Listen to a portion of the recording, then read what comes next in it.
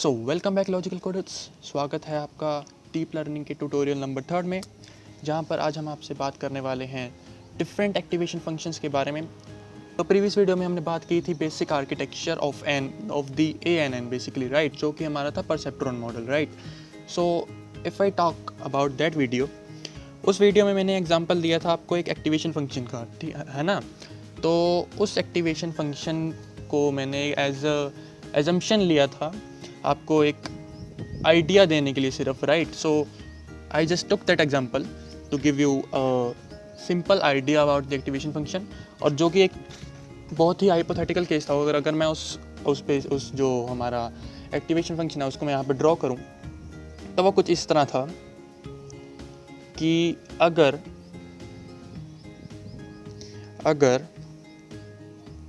यहाँ पे मेरी सक्सेस हो गई और ये बन गया मेरा 0, ठीक है। और ये मेरी बेसिक जो इक्वेशन जो हमारी बन के आई थी, मैं उसे यहाँ पे लिख देता हूँ पहले, जो कि थी हमारी जब हम वेट्स को मल्टीप्लाई कर रहे थे इनपुट्स के साथ और उसके अंदर एक बायस टर्म ऐड कर रहे थे, राइट। सो ये हमारी वो बेसिक इक्वेशन थी जो हमारी बनी थी जो कि हमारे एक्टिवेशन फंक्शन के अंदर बेसिकली जो इक्वेशन जाती है, ये वो इक्वेशन है, राइट। सो इस जो इक्वेशन बनी थी और जो मैंने वहाँ पर एग्जांपल लिया था उसकी अगर मैं यहाँ पे बात करूँ तो एग्जांपल कुछ इस तरह था, यहाँ पे -1 और यहाँ पर 1।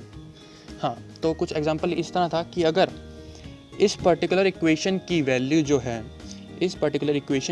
है अगर लेस देन ज़ीरो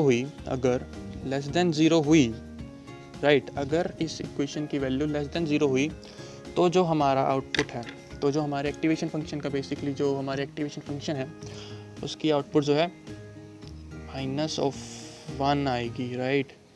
यहाँ पे -1 जो है आएगी, ठीक है ना। तो अगर इसकी जो इक्वेशन की वैल्यू जो है लेस देन 0 हुई, तो हमारा एक्टिवेशन फंक्शन जो है -1 जो है देगा, राइट। और अगर यही मैं बात करूँ कि अगर इसकी वैल्यू ग्रेटर देन 0 हुई, इस पर्टिकुलर इक्वेशन की वैल्यू जो है ग्रेटर देन 0 हुई, तो हमारा एक्टिवेशन फंक्शन 1 आउटपुट देगा, है ना। तो ये हमारा बेसिक एक्टिवेशन फंक्शन था, जो कि मैंने एक हाइपोथेटिकल केस लिया था। ये एक्चुअली ट्रू नहीं है, ये वाली चीज़ जो है ट्रू नहीं है, एक्चुअल नहीं है। ये मैंने सिर्फ आपको समझाने के लिए, this is just to give a basic idea, basic understanding about the concept. I have given this example to you, alright. So moving on further, कि अब मैं यहाँ पर आपसे बात करता हूँ कि ये जो एग्जांपल मैंने दिया था इसके अंदर कमियाँ क्या थी, ठीक है ना। तो इसके अंदर बेसिक जो मेन प्रॉब्लम है वो क्या थी, ठीक है। तो मेन प्रॉब्लम ये है, देखो, अगर यहाँ पे इस पर्टिकुलर इक्वेशन की वैल्यू अगर हुई यहाँ पर -1 या हुई अगर -100, तो यहाँ पर इस एक्टिवेशन फंक्शन का कुछ फ़र्क ही नहीं पड़ रहा, राइट। कि अगर यहाँ पर 1 हुई या फिर -1 हुई, सॉरी, और या फिर -100 हुई, तो फ़र्क ही नहीं पड़ रहा। वो हर एक नेगेटिव वैल्यूज़ के लिए आउटपुट जो है -1 दे रहा है, ठीक है। तो मतलब जो चेंजेस हैं वो एक्चुअल रिफ्लेक्ट नहीं हो पा रहे हमारे जो एक्टिवेशन फंक्शन है उसके अंदर, ठीक है ना। तो इसी चीज़ को ठीक करने के लिए हमारे पास एक एक्टिवेशन फंक्शन आता है जिसे हम बोलते हैं hyperbolic tangent, that is tan of h of x। ये हमारे पास एक्टिवेशन फंक्शन जो है एक्चुअल एक्टिवेशन फंक्शन है, जहाँ पर जो ये ग्राफ है ये कुछ इस तरह से बन जाता है, राइट गाइस। तो मतलब ये जो ग्राफ जो है, अगर मैं इसे यहाँ पर थोड़ा डार्क कर देता हूँ, हाँ, तो ये ग्राफ जो है इस तरह से कुछ इस तरह से बन जाता है, जहाँ पर जो एक्चुअल जो हमारे जो वैल्यूज़ हैं ये उसके अकॉर्डिंग चेंजेस रिफ्लेक्ट करता है, राइट। जितनी ज़्यादा हमारी वैल्यू जो है नेगेटिव होगी, हमारा एक्टिवेशन फंक्शन जो है -1 प्रेडिक्ट करेगा, ठीक है ना। और जितनी ज़्यादा वैल्यू जो है पॉजिटिव की तरफ, 0 की तरफ आती रहेगी, ये जो हमारी वैल्यू जो हमारा एक्टिवेशन फंक्शन है वो धीरे धीरे ऊपर जाता रहेगा और 0 की तरफ ही प्रिडिक्शंस जो है अपनी देता रहेगा, जो आउटपुट जो है बेसिकली जो आउटपुट है वो देता रहेगा, ठीक है ना।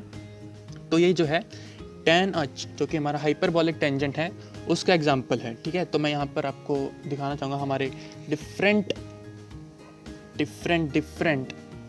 जो हमारे एक्टिवेशन फंक्शंस हैं उनको मैं एक बार यहाँ पे दिखाना चाहूँगा। सो ये हमारे बेसिक हमारे जो मेन 3 मैंने यहाँ पे एग्जांपल लिए हैं, बेसिक हमारे जो मेन 3 एक्टिवेशन फंक्शन हैं उनके। तो यहाँ पर सबसे पहले जो है आप देख सकते हैं यहाँ पर है हाइपरबॉलिक टेंजेंट, ठीक है ना। यहाँ पर राइट साइड में जो है ये इसका बेसिक फॉर्मूला है, जो मैथ्स है इसके बिहाइंड, जो मैथ जो है इसके बिहाइंड जो काम कर रहा है वो है बेसिकली यहाँ पर। और यहाँ पर बेसिकली जो x है, यहाँ पर जो x है इसकी जगह ये हमारी पूरी इक्वेशन जो है, ये जो हमारी पूरी इक्वेशन है, ये पूरी इक्वेशन इस x की जगह रिप्लेस हो जाती है, ठीक है ना। तो इस जो ये हमारा x है ये पूरा का पूरा रिप्लेस हो जाता है इस पर्टिकुलर इक्वेशन से, और जो आउटपुट आती है वो अकॉर्डिंगली यहाँ पर हमारी प्लॉट होती जाएगी, ठीक है ना। और इसी तरह ये जो हमारा एक्टिवेशन फंक्शन है ये काम करता है। और सिमिलर इसी की तरह एक और एक्टिवेशन फंक्शन जिसे हम बोलते हैं सिग्मॉइड फंक्शन। इसका नाम बहुत लोगों ने सुना होगा, जिन्होंने जो भी लोग मशीन लर्निंग कर आए हैं यहाँ इस प्लेलिस्ट को देखने, उन्होंने इस फंक्शन का नाम बेसिकली जो है काफ़ी सुना होगा, ठीक है। और इसके अंदर इन दोनों फंक्शंस के अंदर बेसिकली जो मेन डिफरेंस है वो यही है कि ये जो हमारा हाइपरबॉलिक टेंजेंट है वो आउटपुट जो है देता है -1 से 1 के बीच में, और सिग्मॉइड फंक्शन जो है वो आउटपुट देता है 0 से 1 के बीच में, राइट। सो बेसिक डिफरेंस यही है। और ये जो है एक सिंपल जो है फॉर्मूला है जो जिसके बेस पर हमारा सिग्मॉइड फंक्शन जो है काम कर रहा है, ठीक है ना। सो हो गई यहाँ पर सिग्मॉइड फंक्शन की बात। आगे चलते हैं तो नेक्स्ट हमारा आता है ReLU function which is rectified linear unit. So यहाँ पर काम क्या होता है, यहाँ पर एक्चुअली मेन काम ये होता है कि हमारी जो हमारी आउटपुट आती है इस इक्वेशन की, तो हमारा जो ये रेक्टिफाइड लीनियर यूनिट है ये इसकी मैक्सिमम निकालता है 0 और maximum of this output unit, right, ठीक है। तो ये एक्चुअल जो काम कर रहा है वो यहाँ पर ये कर रहा है, ठीक है। अगर तो ये जो हमारी इस पर्टिकुलर इक्वेशन की आउटपुट अगर नेगेटिव हुई तो क्या होगा, maximum of 0 and negative would be 0, right. तो जितने भी नेगेटिव वैल्यूज़ के लिए जितनी भी नेगेटिव वैल्यूज़ जो हमारी ये इक्वेशन देगी, ये पर्टिकुलर फंक्शन उसे 0 पर लाकर खड़ा कर देगा, ठीक है। यहाँ पर उसे 0 पर आ जाएगी, वो उसकी जो आउटपुट है 0 पर आ जाएगी, ठीक है ना।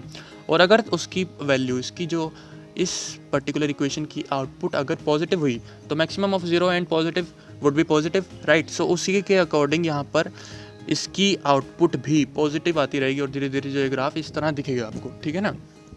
तो ये जो है मेन हमारे तीन जो हैं एक्टिवेशन फंक्शंस हैं जो कि हम मेन जो है यूज़ करते हैं हमारे ANN में, जो कि हमारा है आर्टिफिशियल न्यूरल नेटवर्क उसके अंदर, ठीक है। अब यहाँ पर मेन बात ये आती है कि हमारे पास इतने सारे ये जो एक्टिवेशन फंक्शंस हैं, और ये सिर्फ मेन 3 मैं यहाँ पे डिस्कस कर रहा हूँ, इसके अलावा भी बहुत सारे एक्टिवेशन फंक्शन हैं। If you want to really learn about them, so just Google them out, ठीक है। वहाँ पे आपको उनकी पूरी डिटेल मिल जाएगी। और भी बहुत सारे होते हैं, जैसे कि लीकी रेलो होता है और हमारा सॉफ्ट मैक्स होता है, और भी बहुत सारे एक्टिवेशन फंक्शन जो हैं अवेलेबल हैं, ठीक है। And if you just want to learn about them, you can basically Google them out, right. So आपको वहाँ पर उसकी पूरी डिटेल मिल जाएगी हर एक एक्टिवेशन फंक्शन की, ठीक है ना।